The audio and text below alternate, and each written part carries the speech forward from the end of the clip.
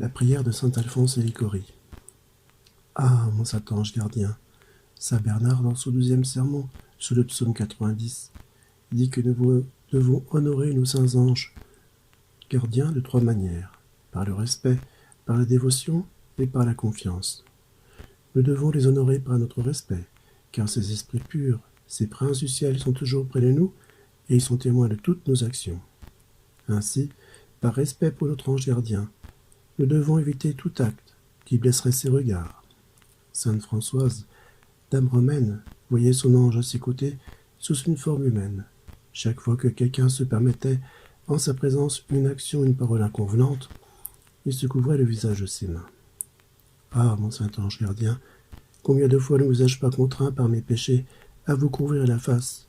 Je vous en demande pardon, et je vous prie d'intercéder pour moi auprès du Seigneur. Je suis résolu de ne plus déplaire à Dieu, ni à vous par mes fautes. Ainsi soit-il. Nous devons en second lieu honorer nos saints anges gardiens par notre dévotion. À cause de la vénération qu'ils méritent et de l'amour qu'ils nous portent, il n'est point de père, ni de frère, ni d'amis, dont l'affection puisse surpasser l'amour que les anges gardiens ont pour chacun de nous. Les hommes nous aiment souvent par intérêt, et c'est ce qui fait qu'ils nous oublient facilement lorsque nous sommes dans le malheur, et bien plus encore lorsque nous les offensons. Mais notre ange gardien nous aime uniquement par charité. C'est pourquoi il nous assiste surtout dans nos tribulations, et il ne nous abandonne pas alors même qu'il nous arrive de tomber dans le péché. Il ne te pardonnera point lorsque tu pécheras. Il s'efforce alors de nous ouvrir les yeux et de nous ramener à Dieu par un prompt repentir. Ô mon bon ange, combien je vous suis redevable pour les lumières que vous m'avez communiquées. Que ne vous ai-je toujours obéi? Ah, continuez de m'éclairer, reprenez-moi lorsque je manque, et ne m'abandonnez pas jusqu'au dernier instant de ma vie. Ainsi soit-il. Nous devons, enfin, avoir une grande confiance pour le secours de nos anges gardiens.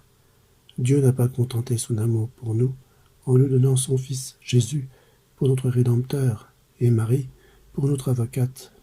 Il a voulu nous donner encore ses anges pour nous garder, et il leur a commandé de nous assister durant toute notre vie.